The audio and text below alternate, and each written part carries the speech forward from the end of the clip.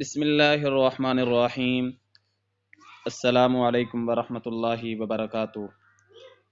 گزشتہ دو اسباق میں ہم نے نماز اور روزہ کے متعلق گفتگو کی۔ آج ہم اسلام کا جو تیسرا رکن ہے زکوٰۃ، اس کے متعلق گفتگو کریں گے۔ سب سے پہلے آپ زکوٰۃ کا لغوی اور اصطلاحی معنی سمجھ لیں، پھر آگے بات سمجھنا ذرا آسان ہو جائے گی۔ زکوٰۃ اسلام کے 5 ارکان میں سے ایک اہم رکن ہے، اور یہ اسلام کا تیسرا اہم رکن ہے، اور یہ مالی عبادت ہے۔ اس کا لغوی معنی بڑھنا، پاک ہونا ہے، اور اس کا شرعی معنی یا اصطلاحی معنی وہ مال جسے اللہ کے دیے ہوئے مال میں سے اس کے حقدار تک پہنچانا، حقدار کے لیے نکالنا، اور یہ ہر صاحب نصاب پر فرض ہے۔ عملی معنی اس سے مال بھی پاک ہوتا ہے، اور مقدار اور اجر میں بھی اضافہ ہوتا ہے، مقدار بھی بڑھتی ہے اور اجر کے اندر بھی اضافہ ہوتا ہے۔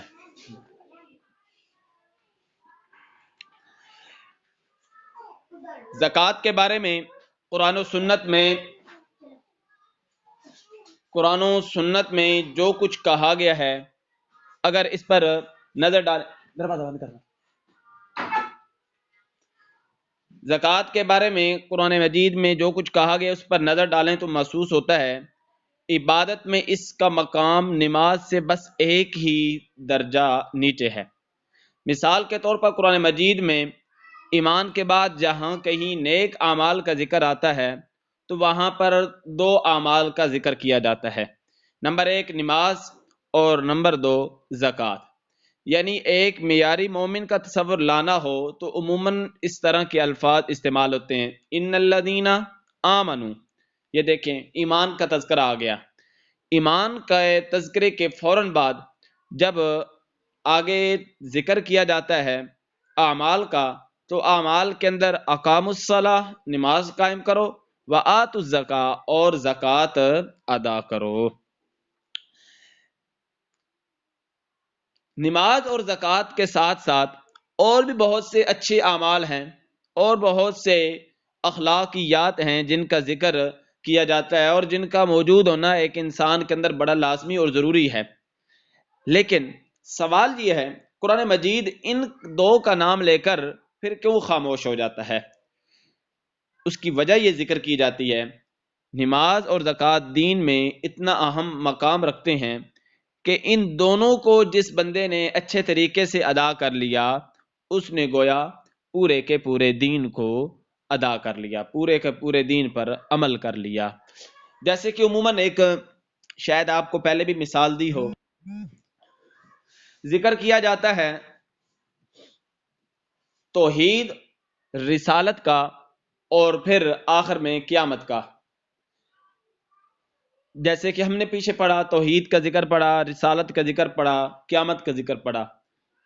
درمیان کے اندر ملائکہ اور قرآن پاک پر ایمان لے کر آنا، الہامی کتابوں پر ایمان لے کر آنا، اس کا تذکرہ ہم نے نہیں پڑھا۔ ہم نے پڑھا ملائکہ، ہم نے پڑھا توحید، رسالت، ان 2 پر ایمان لے کر آنا، اور پھر آخر کے اندر قیامت پر ایمان لے کر، یعنی ابتدا کو ذکر کر دیا اور انتہا کو ذکر کر دیا۔ تو اس کے اندر بھی یہی اشارہ تھا کہ جب آپ کی ابتدا اور انتہا ٹھیک ہے تو یقیناً آپ کے درمیان والے جو اعمال ہوں گے وہ بھی ٹھیک ہوں گے۔ تو اسی طرح یہاں پر یہ فرمایا جا رہا ہے کہ جب آپ کے یہ 2 رکن نماز اور زکوٰۃ یہ دونوں ٹھیک ہیں، آپ ان کو پورا پورا ادا کر رہے ہیں، تو یقیناً اس کے علاوہ جتنے اسلام کے ارکان ہیں اور اسلام کے جتنے اوصاف ہیں وہ یقیناً آپ کے اندر موجود ہوں گے۔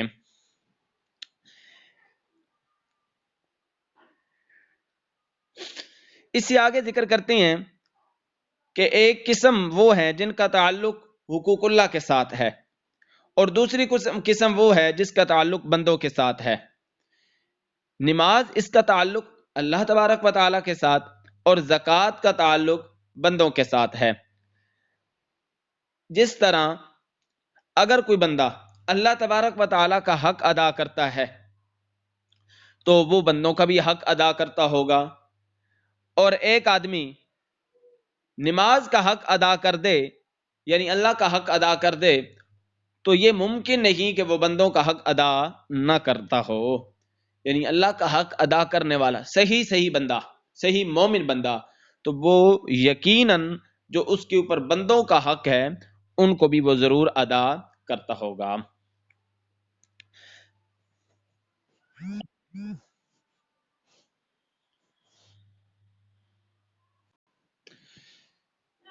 زکوٰۃ کی اہمیت کی ایک اور وجہ بھی ہے کہ قرآن مجید نے اس حقیقت کو بار بار دہرایا ہے۔ زندگی میں دین و ایمان کی اہمیت اس وقت آ سکتی ہے جب اللہ کی محبت اور اللہ کی محبت ہر دوسری محبت پر غالب، آخرت کی محبت ہر دوسری طلب سے اونچی رکھتی ہو۔ نماز اور زکوٰۃ انسان کو ایسے ہی خدا پرست اور آخرت پسند بنانے کے لیے سب سے مؤثر تدبیریں ہیں۔ نماز انسان کو خدا اور آخرت کی طرف لے جاتی ہے، زکوٰۃ اسے دنیا کی طرف لڑک جانے سے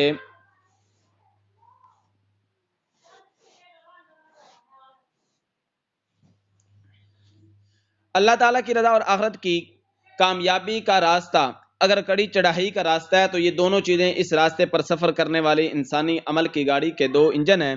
نماز کا انجن اسے آگے کھینچتا ہے اور زکوٰۃ کا انجن اسے پیچھے سے دھکیلتا ہے، اس طرح یہ گاڑی آگے بڑھتی چلی جاتی ہے۔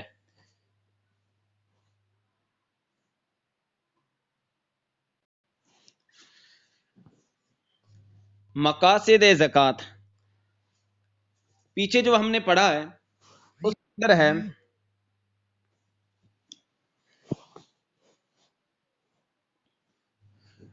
کہ نماز کی اہمیت اور زکوٰۃ کی اہمیت، کہ ان دونوں کو اکٹھا ذکر کیا جاتا ہے۔ ان دونوں کا اکٹھا ذکر کرنا کس وجہ سے ہے، تو اس کے جواب کے اندر ہم نے پڑھا زکوٰۃ یہ بندوں کا حق ہے، نماز اللہ تبارک و تعالیٰ کا حق ہے،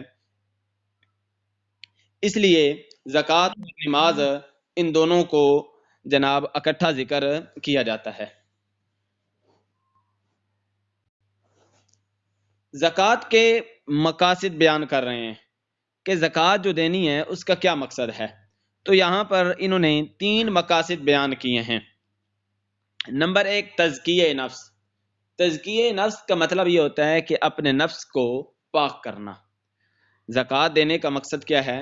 اپنے نفس کو پاک کرنا۔ زکوٰۃ کا حقیقی اور بنیادی مقصد جس کا تعلق مکمل طور پر شخص کی اپنی ذات سے ہوتا ہے وہ یہ ہے کہ زکوٰۃ دینے والا کے دل دنیا کے لالچ سے پاک ہو کر نیکی اور تقوی کے کاموں کے لیے تیار ہو جائے۔ جب بندہ زکوٰۃ دیتا ہے تو اس کے دل سے مال کا جو لالچ ہوتا ہے اور مال کی جو ہوس ہوتی ہے وہ اس کے دل سے نکل جاتی ہے، جیسے قرآن پاک اعلان کرتا ہے وَسَيُجَنَّبُهَا الْأَتْقَى الَّذِي يُؤْتِي مَالَهُ يَتَزَكَّى۔ اس شخص کو جہنم سے دور رکھا جائے گا جو خدا سے ڈرنے والا ہو اور جو اپنے تزکیے کی خاطر دوسروں کو دیتا ہو۔ الَّذِي يُؤْتِي مَالَهُ يَتَزَكَّى۔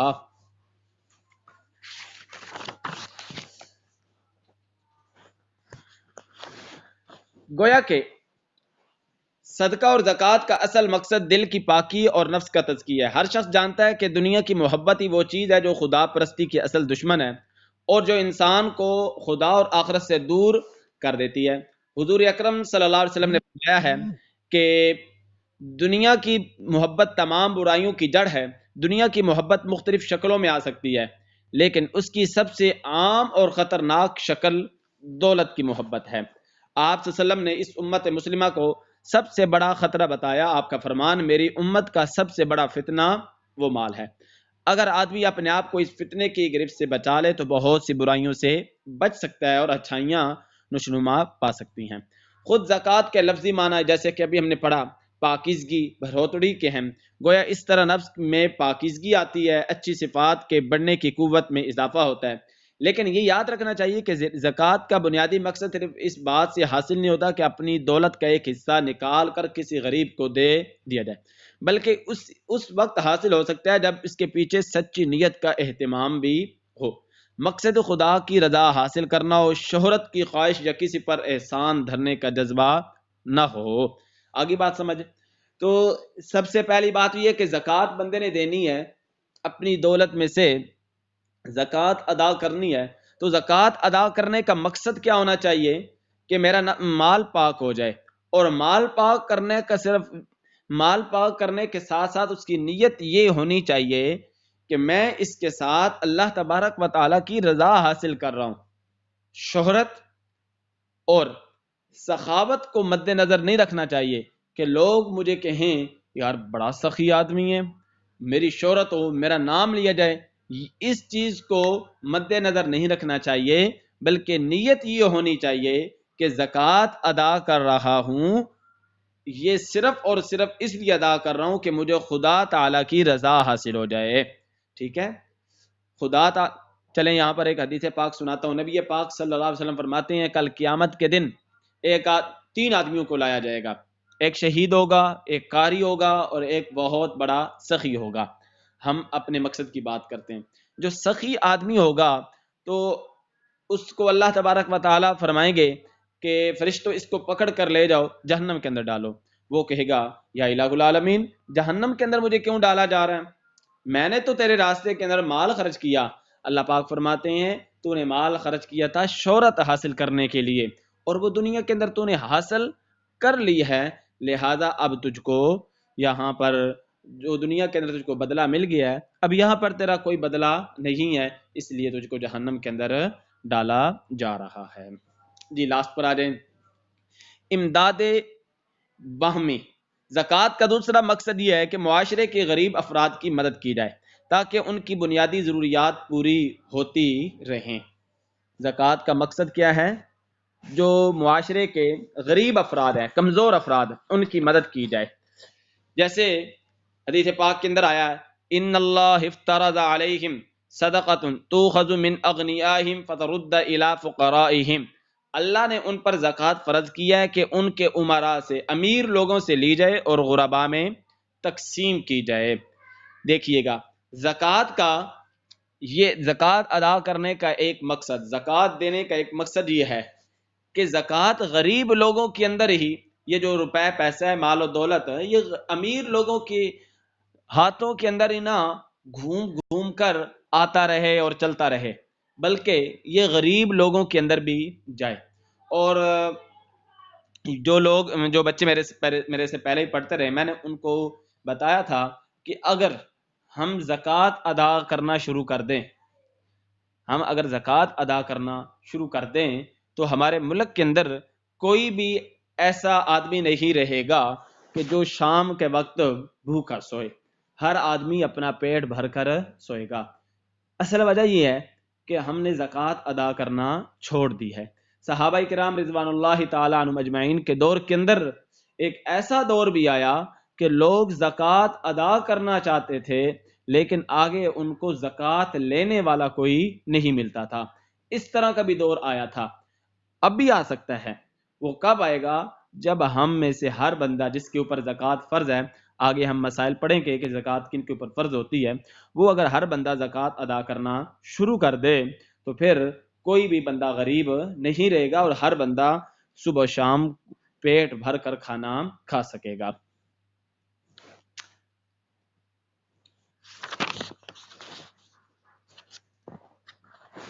نمبر 3، دین کی مدد، دین کی مدد. دین قرض کو کہتے ہیں دین کی مدد. زکوٰۃ کا ایک اور مقصد دین کی حفاظت، مدد اور نصرت ہے. قرآن میں اہل ایمان سے جگہ جگہ مطالبہ کیا تم اللہ کی راہ میں اپنے مالوں اور اپنی جانوں سے جہاد کرو. جہاں اہل ایمان کی بنیادی صفات بیان کی جاتی ہیں ان میں اللہ کی راہ میں اپنے مال سے جہاد کرنے کی بات لازماً موجود ہوتی ہے. اس کا مفہوم بالکل واضح ہے، اور وہ یہ کہ دین کی خاطر جہاد کرنے کے لیے جن وسائل کی ضرورت ہوتی ہے انہیں اپنے پاس مہیا کرو. دین کی حفاظت اور نصرت معمولی کام نہیں ہے، اس لیے اس کی خاطر اپنی دولت خرچ کرنا بھی کوئی معمولی کام نہیں. وَأَنفِقُوا فِي سَبِيلِ اللَّهِ وَلَا تُلْقُوا بِأَيْدِيكُمْ إِلَى التَّهْلُكَةِ. اللہ کی راہ میں خرچ کرو اور ہاتھ روک کر اپنے آپ کو ہلاکت میں نہ ڈالو. اس کا صاف مطلب یہ ہے کہ دین کی حفاظت اور نصرت کے لیے مال خرچ کرنے سے جی چرانا ہلاکت کا سبب بن سکتا ہے. دنیا میں بھی اور آخرت میں بھی۔ جی اب خلاصہ عرض کروں، 3 باتیں ہم نے پڑھی۔ نمبر 1 تزکیہ نفس، زکوٰۃ دینے سے بندے کا نفس پاک ہوتا ہے، مال کی محبت اس کے دل سے نکلتی ہے، اور مال کی محبت بھی نکلتی ہے، اس کا مال بھی پاک ہوتا ہے، اور ساتھ ساتھ اللہ کی رضا بھی ہوتی ہے۔ نمبر 2 امداد باہمی، زکوٰۃ ادا کرنے سے جو اپنے غریب دوست عزیز و اقارب ہیں ان تک زکوٰۃ کی رقم پہنچتی ہے اور وہ بھی کھانا کھا سکتے ہیں۔ نمبر 3 زکوٰۃ دینے سے دین کی مدد ہوتی ہے، کیونکہ زکوٰۃ دینے سے لوگ اللہ کے راستے میں جہاد کر سکتے ہیں، اور جہاد کر کے اللہ کا دین پوری دنیا کے اندر پھیلا سکتے ہیں۔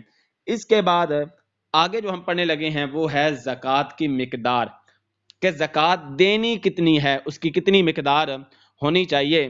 تو اگلا سبق ہمارا ہے زکوٰۃ کی مقدار۔ تو یہ آپ کے سامنے نصاب جو ہے اس کو ذکر کیا گیا ہے، اس کو دیکھیں ذرا۔ اگر آپ اپنے پاس کچھ کاپی پین سے رکھ لیں تو یہ چیزیں نوٹ کر لیں۔ نمبر 1 سونا، سونے کے اندر جو زکوٰۃ ہے وہ ہے 7.5 تولہ نصاب زکوٰۃ۔ سونا 7.5 تولہ ہو تو اس کے اندر زکوٰۃ فرض اور واجب ہے۔ نمبر 2 چاندی، چاندی اگر 52.5 تولہ ہو تو اس کے اندر زکوٰۃ دینا فرض ہے۔ نمبر 3 ہے نقدی،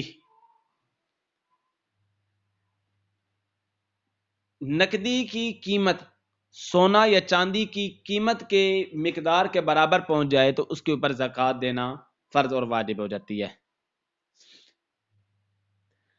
نمبر 4 یہ جو لکھے ہوئے نا زیور پلاٹس وغیرہ، یہ نہیں، یہاں پر نمبر 4 کے اندر آپ نوٹ کریں سامان تجارت۔ نمبر 4 سامان تجارت یا مال تجارت یا سامان تجارت۔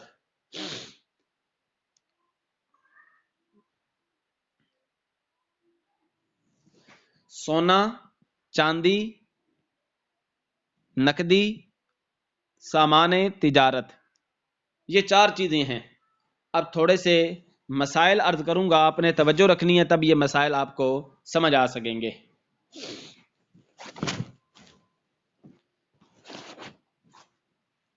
ایک آدمی کے پاس صرف سونا ہو، میرے الفاظ غور سے سنتے رہنا، ایک آدمی کے پاس صرف سونا ہو، چاندی اس کے پاس نہیں ہے، اس کے پاس نقدی بھی نہیں ہے، اس کے پاس کوئی مال تجارت بھی نہیں ہے، صرف اس کے پاس سونا ہو، تو پھر سونے کی مقدار وہ 7.5 تولہ ہونا لازمی ہے۔ اگر صرف سونا ہو تو اس کی مقدار 7.5 تولہ ہونا لازمی ہے۔ اگر 7.5 تولہ سے کچھ بھی کم ہوا، مثلا 7.25 ہو گیا یا 7 ہو گیا، تو اب اس بندے پر زکوٰۃ ادا کرنا یہ فرض اور واجب نہیں ہوگی۔ یہ کس صورت میں ہے؟ جب اس کے پاس صرف، میں بار بار کہہ رہا ہوں، صرف اس کے پاس سونا ہو، چاندی بھی نہ ہو، مال تجارت بھی نہ ہو،